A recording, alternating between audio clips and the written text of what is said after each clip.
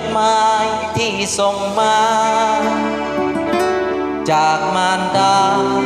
แม่ห่างตั้งบ้านเกิดเฮาจิตใจตื่นตันมือสั่นยื้อเอาสองจดหมายอย่างสุดทนงเนื้อในจดหมายเขียนอย่างง่ายดายแม่ถามสบายลูกหาที่แม่ห่วงใยอักษรแม่เขียนบ่งามปานใดแต่มีความหมายยิ่งใหญ่ไพศาลลูกยังจดจำยามลูกจากลา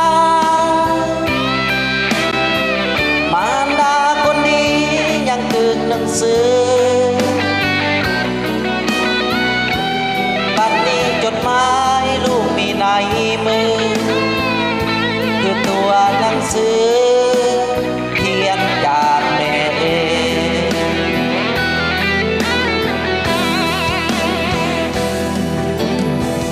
แม่คงหาลูกบ่หลายวัน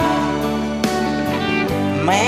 ยังขยันนำเรียนเขียนเก่งภาษาศึกษาเขียนดังบทเพลงที่บรรเลงความหาแม่ลูก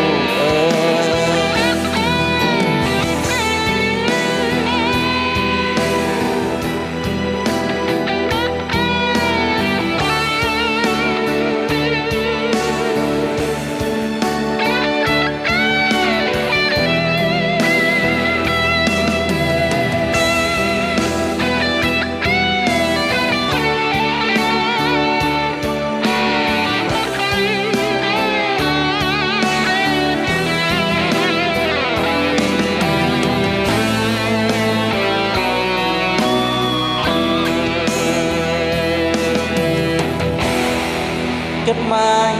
ที่ส่งมาจากมารดา